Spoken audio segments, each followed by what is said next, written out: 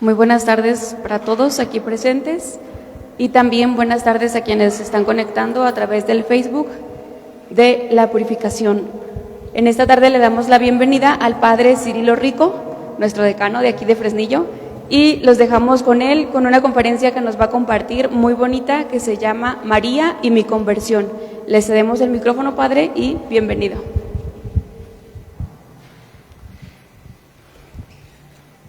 Muchas gracias. Muy buenas tardes. Vamos a dar inicio a esta plática o conferencia acerca de la Santísima Virgen María y mi conversión. Vamos a encomendarnos a la Virgen María. Vamos a rezar en el nombre del Padre y del Hijo y del Espíritu Santo. Amén. Dios te salve María, llena eres de gracia, el Señor es contigo. Bendita eres entre las mujeres y bendito el fruto de tu vientre, Jesús.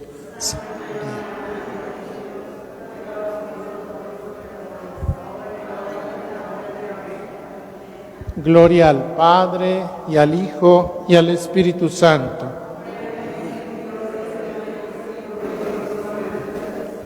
María, Madre de Gracia, Madre de Misericordia, en el nombre del Padre, y del Hijo, y del Espíritu Santo. Amén.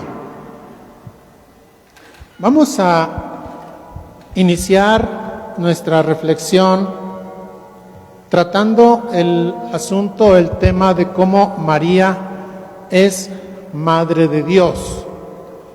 ¿Realmente la Virgen María es Madre de Dios? Después de eso, trataremos la cuestión de cómo la Virgen María interviene en nuestra conversión. María le decimos Madre de Dios porque es Madre de Jesús. En eso coincidimos y en base a la Sagrada Escritura decimos que María es Madre de Dios porque es Madre de Jesús. La Biblia no trata de María como Madre de Dios.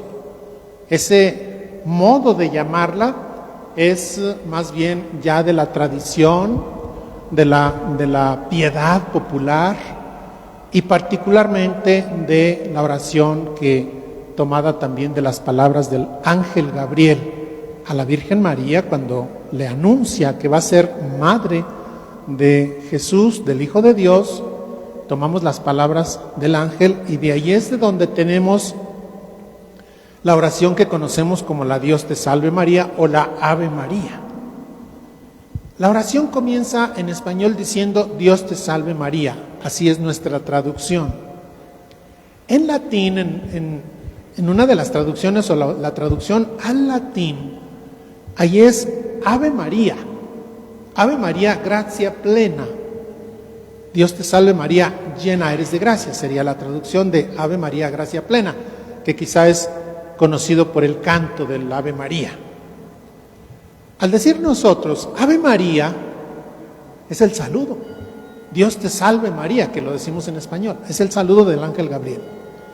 Ave María gratia plena, Dominus tecum, dice el ángel Gabriel, en latín sería así, Dominus tecum, que en español es el Señor es contigo, el Señor está contigo, el Señor es contigo. Bendita tú eres entre las mujeres, ya se le va agregando algunas cosas a las palabras del ángel Gabriel. Y luego, justamente, para terminar con lo que en el rosario, en el Santo Rosario, manejamos como la segunda parte de la oración, la Santa María. Santa María, justamente ahí llega la frase, Santa María, Madre de Dios. A ver, pero vamos deteniéndonos un poquito allí. Ya es una oración muy conocida, muy popular, acostumbramos en la doctrina que se nos enseñan los rezos, pues esta no puede faltar, ¿verdad? La Santa María. Y decimos, Santa María, Madre de Dios, ruega por nosotros. Vamos deteniéndonos en eso de Madre de Dios. Santa María, Madre de Dios. Si lo dejáramos así a secas, si solamente dijéramos Santa María, Madre de Dios, como está en la oración, sin ninguna otra explicación, cualquiera que se ponga a reflexionar en la frase nos diría, a ver, esa oración no está bien. María es Madre de Dios. A ver, bueno, pues es que aquí tocamos el tema de que cuántas personas hay en Dios. Hay un solo Dios verdadero.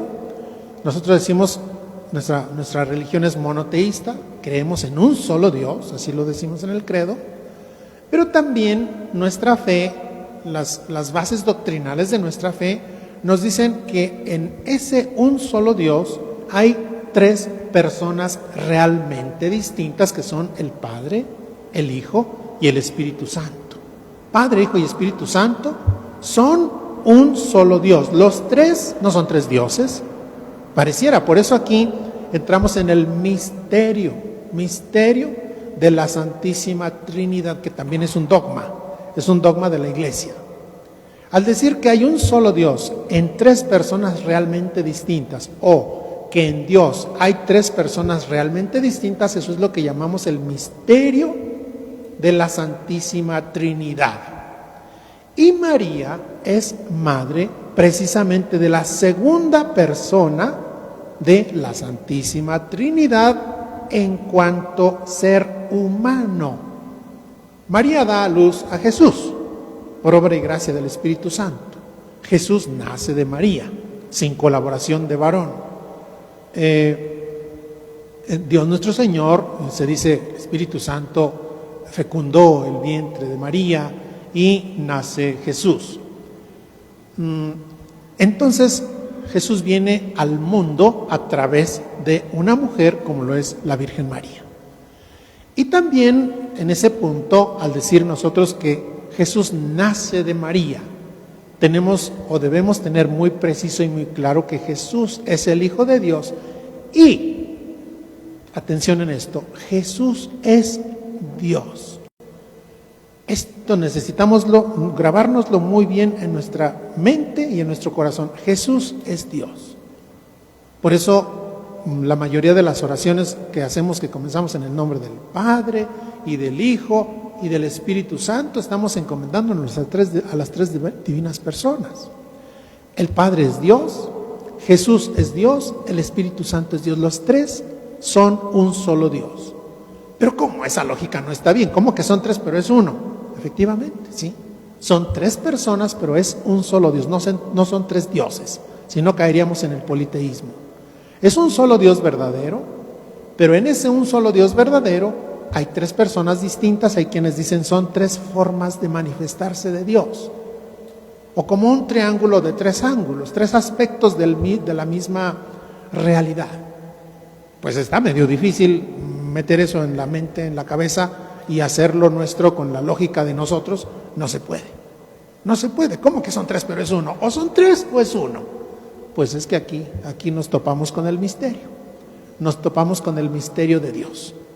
Pero volvamos la mente y la mirada hacia María, Madre de Dios, como estamos diciendo. Y entonces, si María es Madre de Jesús, por lo tanto Jesús es Dios, es de allí de donde sacamos que María es Madre de Dios en cuanto que es Madre de Jesús. Sería ilógico que dijéramos que María es Madre de Dios Padre. Pues no, eso no puede ser, ¿verdad? Ni tampoco del Espíritu Santo. Ni tampoco, aquí es un poquito delicado el punto, que digamos María es Madre de Jesús en cuanto a Dios, no. Bueno, pero es que así dice el rezo, sí, así dice, pero tenemos que hacer esa conexión. María es Madre de Jesús de la naturaleza humana. En Jesús hay dos naturalezas, otro de los dogmas. En Jesús hay dos naturalezas, la divina y la humana, están íntimamente unidas en la persona de Jesús. Jesús es Dios y hombre verdadero. Eso decimos en el credo. El credo dice, creo en un solo Dios, creo en Jesús, Dios y hombre verdadero. Es verdadero hombre, verdadero ser humano, en cuanto a ser humano, ahora para las cuestiones de equidad de género, es verdadero ser humano y verdadero Dios. Y María es Madre de Jesús, así sin meternos a más detalles, es Madre de Jesús. Pero entonces hay que aclarar que es Madre de Jesús en cuanto a la naturaleza humana, no en cuanto a la naturaleza divina. Bueno, pero es que están unidas. Pues sí, están unidas, y María es Madre de Jesús, de la persona de Jesús. Ahora, en Jesús hay dos naturalezas. ¿En qué momento Dios entra en María, en su vientre, en su corazón, fecunda su vientre y nace el niño Dios? Pues bueno, cuando el ángel Gabriel le anuncia a María que va a ser la madre del Mesías. Jesús es el Mesías. Por eso entonces es importante aclarar que María no es madre del Padre. Si fuera así, si nos quedáramos solo con que María es madre de Dios a secas, sin explicar el misterio de la Santísima Trinidad, entonces estaríamos en el error de que María sería más grande que Dios. Si María es madre de Dios, entonces tiene que ser más grande que Dios, o más importante, o anterior a Dios. Y entonces tendríamos que hacer a un ladito a la Santísima Trinidad y poner en medio a María, porque ella es la madre. Y entonces ya entraríamos ahora sí en el politeísmo, tendríamos una diosa y acá un Dios que es hijo de ella y en él hay tres personas distintas. No, no es así. María es madre de Jesús, madre de la segunda persona de la Santísima Trinidad, Jesús, que es el Hijo de Dios, pero es Dios como el Padre, y por eso nosotros decimos que María es madre de Dios. Habiendo aclarado esto, hasta donde se puede, porque insisto que hay cosas donde nos topamos, llegamos al límite de nuestra capacidad de entender el misterio, porque no podemos ir más allá, y solo lo podemos entender por la fe. Por la razón, no. Por la razón se queda corta. Pero por la fe sí podemos entender o asimilar, pues, caer en la cuenta de que María perfectamente es madre de Jesús y no hay ningún inconveniente en que digamos que es madre de Dios. Y ahora sí rezamos tranquilamente: Santa María, Madre de Dios, ruega por nosotros pecadores. Pero habiendo aclarado que es el lugar que le corresponde a María desde nuestra piedad, desde nuestra fe. Si no reflexionamos en esto, rezamos, hacemos la oración así sin detenernos en la explicación, pues puede que haya críticas, puede que haya comentarios contrarios justamente a ese principio. Y entonces, con toda razón, si no aclaramos esto, con toda razón, se nos podría decir: los católicos estamos en un gravísimo error doctrinal. Un error doctrinal porque decimos que María es madre de Dios, luego entonces tendría que ser más grande que Dios. Pero no es así.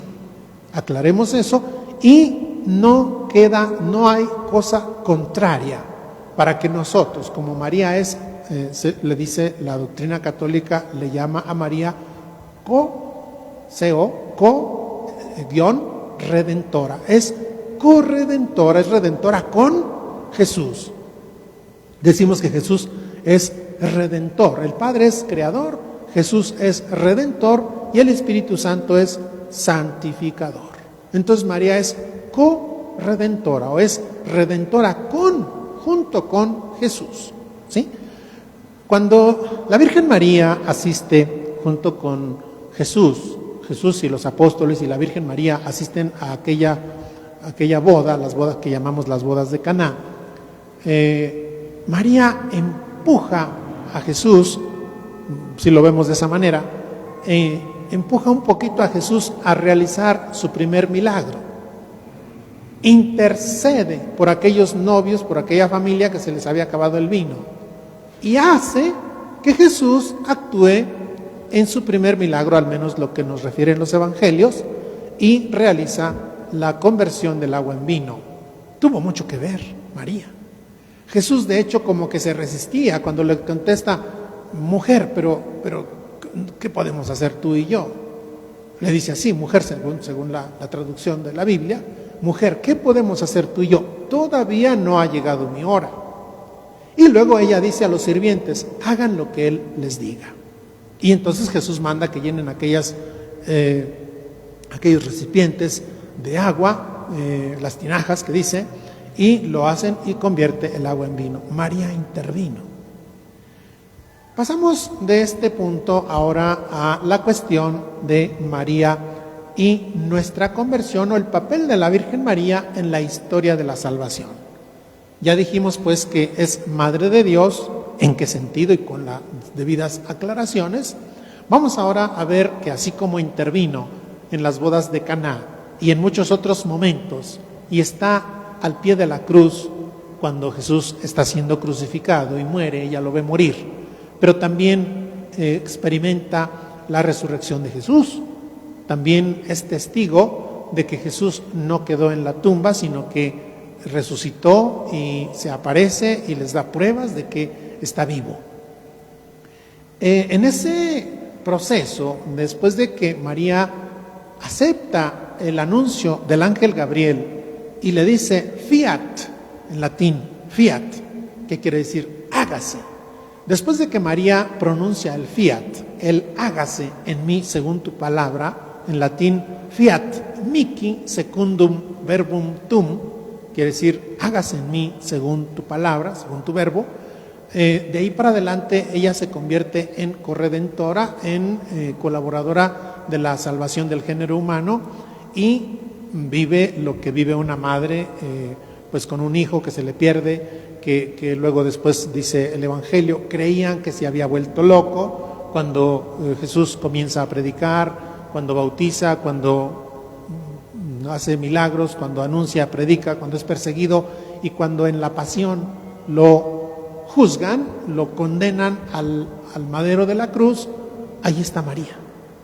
María sufre junto con Jesús. El sí de María implica y conlleva no solamente lo bonito, ay, está en la gloria, María está en el cielo, es nuestra corredentora, es nuestra madre, es la madre de la iglesia, sí, todo eso está muy bonito, pero también María sufre. Cuando llevan al niño Jesús al templo a presentarlo para la purificación precisamente de María, aquí en nuestra parroquia, bajo esa advocación, la purificación de María. ¿Por qué la purificación? Vamos a ver. Había la consigna de las Sagradas Escrituras o de la ley de Moisés, de que todo niño varón habría de ser presentado al templo y que la mujer, después del parto, se entendía, según la ley de Moisés y las normas morales de su tiempo, hoy no es así, que la mujer después del parto quedaba impura moralmente hablando, como si hubiese cometido pecado, como si el parto fuera pecado. Pues sabemos que no es así, pero la ley antigua así lo establecía. Y entonces, una mujer que recién había dado a luz no podía entrar al templo, estaba impura. Era parecido como cuando alguien, quien fuera que sea, tocaba un cadáver, fuera de ser humano o de animal. Tocaste un cadáver, estás impuro, no puedes entrar al templo, hasta que te bañes, hasta que hagas las purificaciones, hasta que presentes, hagas alguna cosa. Por eso allá cuando aquel hombre que fue asaltado por los ladrones y que lo dejaron medio muerto, y que pasó el levita y el sacerdote y no se detuvieron porque podría haber estado muerto. No estaba muerto, estaba herido. Pero pasan el levita y el sacerdote y lo ven y le sacan la vuelta y se van, porque van al templo. Van al templo y si ven si se acercan a ver si está vivo y dan la casualidad de que está muerto, ya no pueden ir al templo. Ya no pueden entrar al templo porque están impuros. Por eso criticaban también a Tobías, porque sepultaba los cadáveres. Total, la mujer después del parto se consideraba que quedaba impura y tenía que dejar pasar un tiempo, ¿verdad? Los 40 días, la cuarentena, y después de ese tiempo, habiendo hecho ya ciertos rituales, tenía que presentarse al templo, llevar al bebé, si era el primogénito, presentarlo al templo y ofrecer por su purificación, llevar una ofrenda, que podría consistir en diferentes cosas, desde los animales, el cabrito, el becerro, el carnero, en fin, algunas otras ofrendas, hasta lo más pequeño, como son las tórtolas o los palomos, un par de tórtolas o 2 palomos. Cuando los que podían ofrecer animales más grandes, tenían que fijarse qué animal iban a llevar. No se podían llevar al templo en ofrenda hembras, solo machos.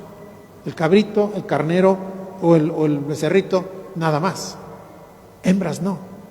Pero qué curioso que en los palomos, pues ahí sí estaba un poco más difícil. Entonces dice, un par de tórtolas o 2 pichones, ahí sí ya no había que distinguir. Pero en los otros sí, los animales más grandes no podían ser presentados, llevados a hacer ofrenda, animales hembra, ni tampoco animales que tuvieran manchas. Tenía que ser de preferencia blanco, ¿verdad? O de color claro. Pero si tenía manchas, no, porque se consideraba como que si fuera imperfecto o impuro. Y entonces van María y José con el niño Jesús a presentarlo al templo y a llevar la ofrenda prescrita por la ley de Moisés para la purificación de María. La purificación. Por eso llamamos la purificación de María, que la iglesia celebra el 2 de febrero, también conocido como Día de la Candelaria. De la Candelaria por las candelas o las velas que también, según la tradición, se acostumbran bendecir el día 2 de febrero.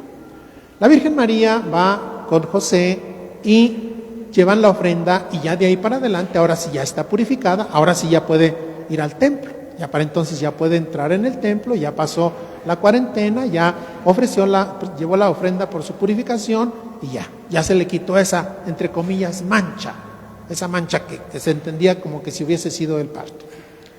María va llevando todo esto, va viviendo su proceso de ser madre y pues cada uno de esos detalles forman parte de lo que ella hace por nuestra redención. María sufre, ya dije que sufre, pero también acompaña a Jesús y también después de la muerte, cuando Jesús desde la cruz la entrega a Juan el apóstol, ahí a tu madre le dice, madre, ahí a tu hijo. Entonces nos dicen los evangelios que el apóstol se la llevó a vivir con él para recibirla como su madre, porque se la encargó Jesús. Después de la muerte de Jesús y la resurrección, pues Jesús se aparece a los apóstoles y a muchos otros y les da pruebas de que está vivo y que ha vencido a la muerte. Y todo eso lo va experimentando María. Cuando en la presentación el anciano Simeón y la profetisa Ana les dicen algunas palabras tanto a José como a María acerca de ese niño, nos dice en la Sagrada Escritura, María guardaba y conservaba todas estas cosas en su corazón. Posiblemente lo más seguro es que no las comprendía, no podía ella comprender qué significaba eso que le dice Simeón, y a ti una espada te atravesará el alma, que algunas traducciones dicen o el alma o el corazón. ¿Cómo se atraviesa el alma? Pues el alma es algo invisible, no es algo físico, se atraviesa de otras maneras, ¿no? Pero ahí está justamente esa sentencia o esa profecía que le dicen a María, a ti una espada te atravesará el alma o el corazón. Y por eso a la dolorosa, en su advocación, la Virgen María, en su advocación de Nuestra Señora de los Dolores, se le suele poner un corazón atravesado con una espadita, ¿verdad? Pero por esa alegoría, no es física, ¿verdad? Es moral o espiritual, pues espiritual, ¿verdad? Entonces, bueno, todo ese proceso va haciendo de María que sufra junto con Jesús. María va desarrollando ese acompañamiento a Jesús y Jesús hacia ella, se acompañan como madre e hijo y por eso se le llama corredentora. Cuando resucita Jesús y se aparece después a los apóstoles y pasa un tiempo y luego viene lo de Pentecostés, etcétera, y luego celebramos la dormición de la Virgen María. Algunos autores dicen que María no murió, sino que se durmió en el Señor. Puede entenderse de esa manera, no hay información precisa para decir que físicamente no se murió, pero tampoco lo hay para decir lo contrario. Si la Escritura dice se durmió en el Señor, bueno, pues puede ser el sueño físico, pero también puede ser el sueño de la muerte, porque después de esto viene la asunción de María, que es diferente de la ascensión del Señor.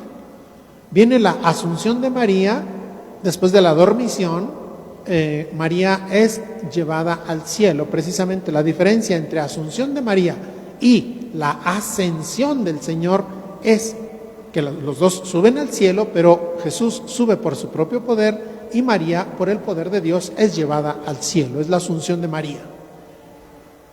Se convierte entonces María en nuestro auxilio, en nuestra abogada, la intercesora o mediadora, y es de quien más advocaciones hay.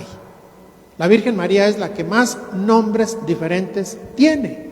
Se presenta de muchas formas, de muchas maneras. La mayor parte de nombres provienen de alguna devoción o de alguna aparición. Así, entre ellas también Nuestra Señora de la Purificación, Nuestra Señora del Refugio, Nuestra Señora del Perpetuo Socorro, la Virgen de Guadalupe, la Virgen de Schoenstatt, la Virgen del Rosario, y todas las demás advocaciones de María son de la misma persona, no es distinta. La advocación de Nuestra Señora de la Purificación es la misma persona, el mismo ser de María, de la Virgen de Guadalupe, de Nuestra Señora del Perpetuo Socorro, de las advocaciones de María. Es de quien más advocaciones hay, y es allí donde María intercede o interviene para la conversión de muchos de nosotros. Nuestro tema es María y mi conversión. Si yo tengo devoción a María, si tengo ese amor o cariño, esa cercanía con la figura de María como mi madre, por todo esto que ya dije y muchas otras cosas que intervienen para mis convicciones con respecto a la persona de María, luego entonces eso me ayuda para mi conversión. ¿En qué modo?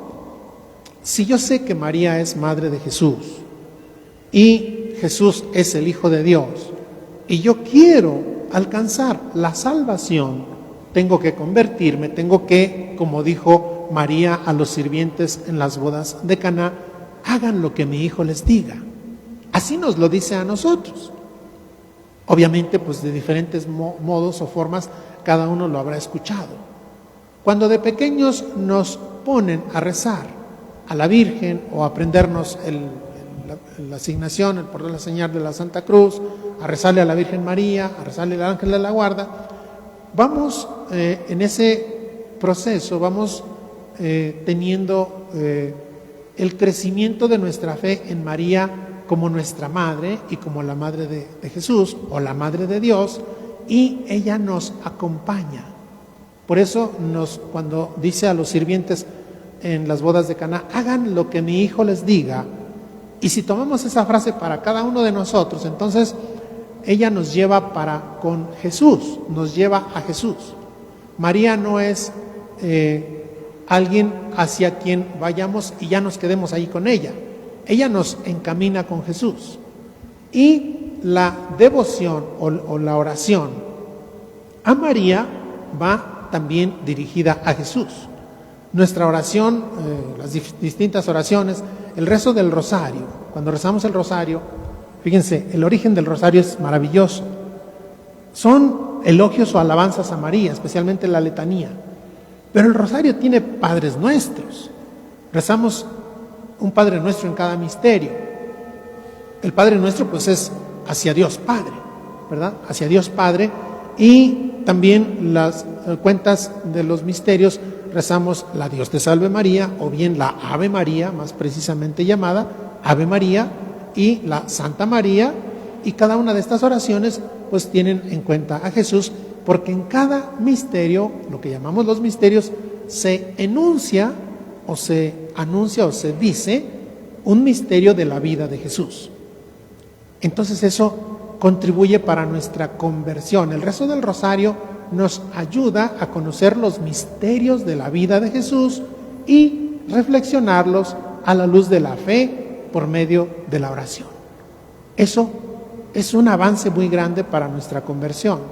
Quien reza el rosario, quien acostumbra a rezar los diferentes misterios del Santo Rosario, va conociendo y se va familiarizando con la vida de Jesús a través de un rezo, de una oración, como lo es una oración muy, muy bonita, de alabanza a María, de piropos, dicen algunos, a través de la letanía y las diferentes oraciones, y eso contribuye para nuestra conversión, para mi conversión. El amor que yo le tenga a María me lleva necesariamente a Jesús. No puedo quedarme solamente con que yo amo a María, pero no amo a Jesús. Sería ilógico, ¿verdad? Sería contradictorio. Y también al revés. Para los católicos, aquí sí, muy puntualmente, para los católicos, nuestra devoción o el misterio de Jesús como el Redentor, ahí sin quitarle ni ponerle, Jesús es el Redentor, no es contrario a que nosotros tengamos devoción a María o que ella contribuye para nuestra conversión hacia Jesús. Ahora, en la piedad, en la práctica de nuestra fe, somos muy dados a dirigirnos más fácilmente con nuestra madre o con nuestra mamá, la mamá de la tierra, por varias razones, por cuestión cultural, por cuestión un poco más de cercanía, de confianza. Es más fácil decirle, mamá, dígale a mi papá que esto, ¿no? Que cualquier cosa, ¿no? Alguna cosa así. No porque con el papá no tengamos relación o no queramos tenerla, sino que hay esa ternura y esa delicadeza y esa cercanía con la mamá. Por lo general hay excepciones, obviamente, muy interesantes. Entonces, el hecho de que nuestra conversión sea a Jesús puede tranquilamente ser por María. Por eso es María y mi conversión. En mi conversión puede intervenir María sin ningún inconveniente, sin ningún problema, pero teniendo muy claro que esa conversión a la cual me lleva María, si es que lo hice así por mi devoción a ella, esa conversión me lleva hacia Jesús. Por eso se le llama a María nuestra madre, nuestra redentora, abogada, etcétera, porque interviene para que nosotros vayamos para con Jesús.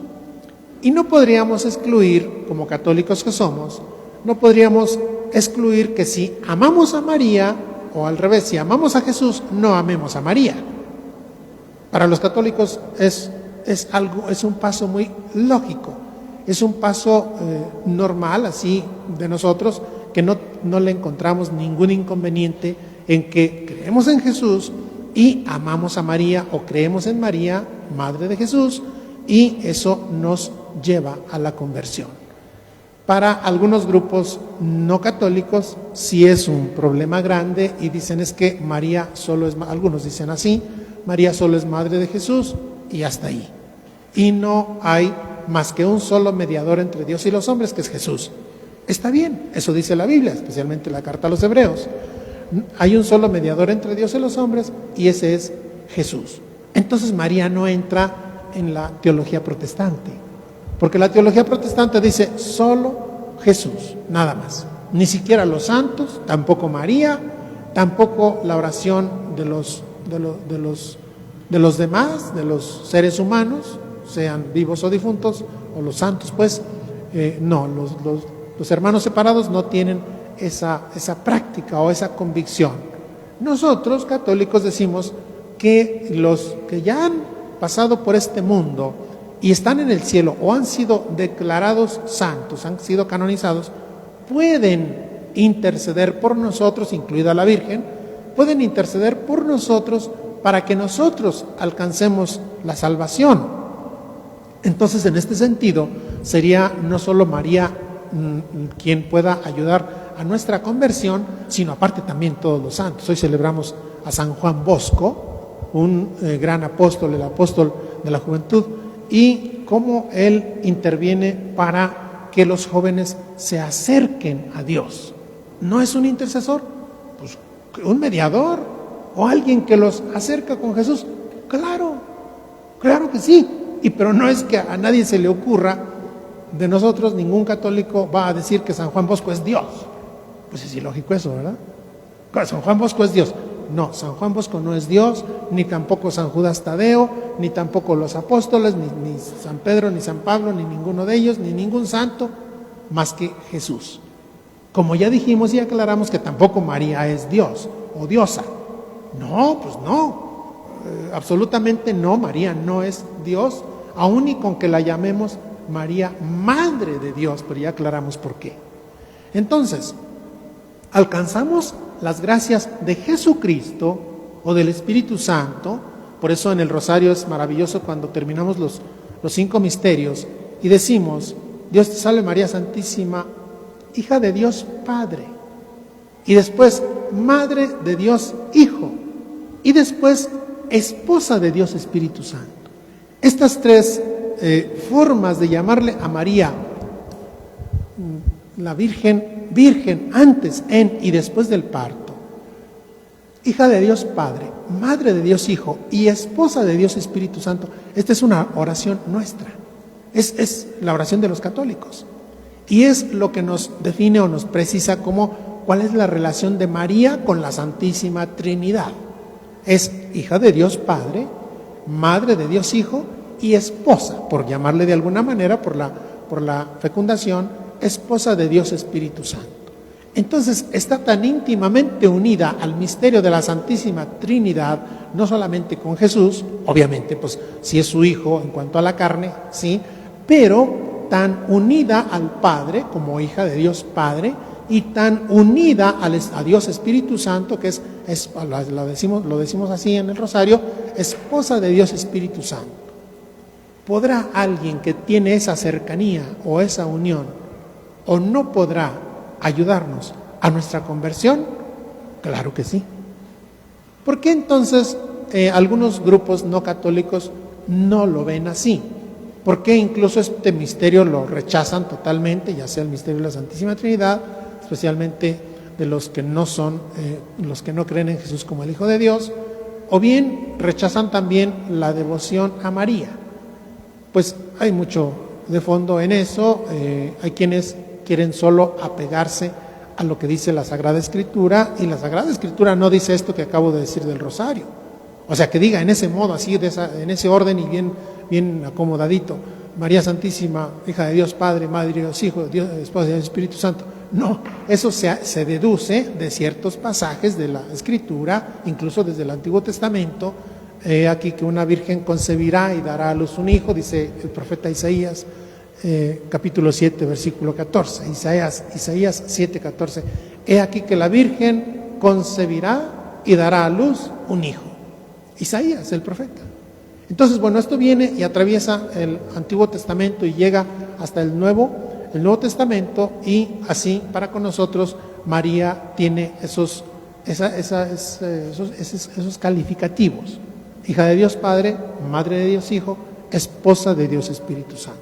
Nuestra redentora con Jesús, no sola, ahí sí caeríamos en ese otro error, ¿no? ¿María es redentora sola? No, es redentora con Jesús, porque quiso Dios que su Hijo naciera bajo la ley y naciera de una mujer, y ella es María.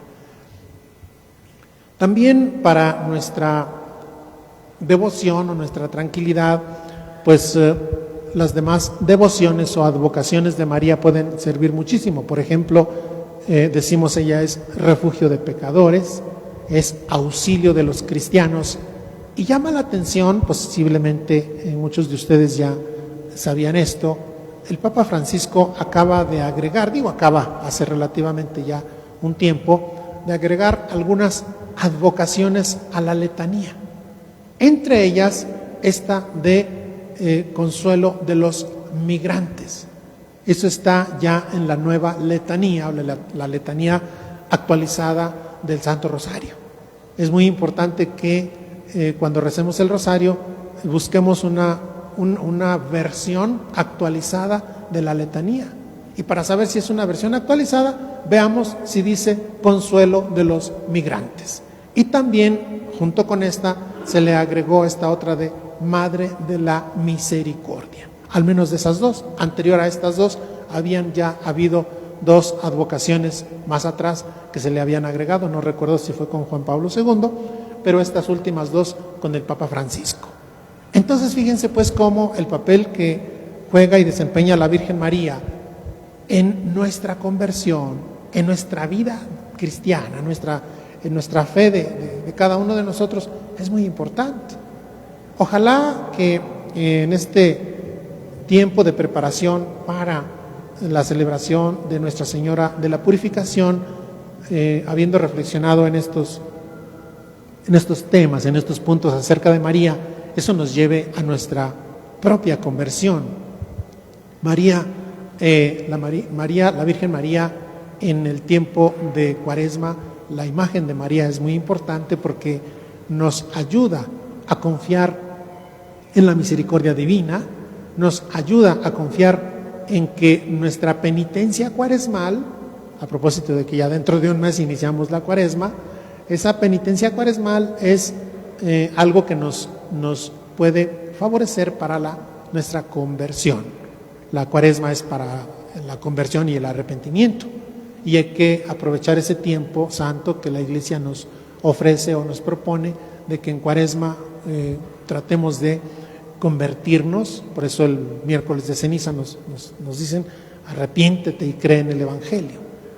Arrepiéntete y cree en el Evangelio. Una fórmula pues también muy popular de la piedad, y que va acompañada pues de esa exhortación.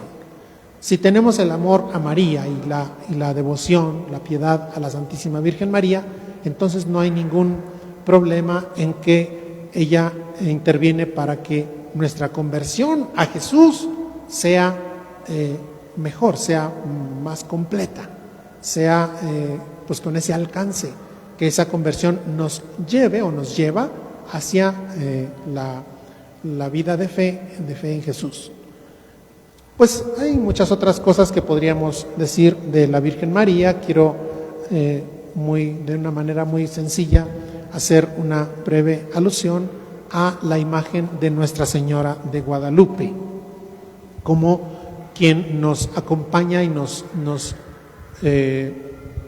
acompaña a este pueblo mexicano desde sus apariciones allá en 1531. Pero no solamente eso, ya desde antes de las apariciones de la Virgen de Guadalupe, pues los evangelizadores habían ya proclamado en estas tierras a Jesucristo como el Hijo de Dios, y a María como su madre, y luego ya viene y refuerza precisamente las apariciones de Guadalupe, lo que los evangelizadores habían ya aventajado, y ella lo refuerza con sus apariciones y hace de este pueblo mexicano un pueblo guadalupano, un pueblo que creemos en la morenita del Tepeyac, que ella está con nosotros, y como dijo el enviado del Papa en aquella ocasión que se hizo la coronación de la imagen de Nuestra Señora de Guadalupe, no hizo nada con ninguna nación, hizo nada igual, aplicándole las palabras de un salmo, uno de los salmos del Antiguo Testamento. Con ninguna nación hizo cosa semejante, más que con México. Y también como la Virgen de Guadalupe es un milagro permanente. La mayoría de las demás apariciones o manifestaciones de María pues aparece y luego ya se sigue la devoción, salvo las imágenes que son encontradas en algún lugar. Pero la imagen de la Virgen de Guadalupe se aparece milagrosamente y queda permanente. No es que se apareció y luego ya se borró. No, se apareció, se impregna, se plasma en el sagrado ayate de San Juan Diego y queda permanente. Es un milagro permanente. ¿No será eso un acompañamiento maravilloso para que México se convierta?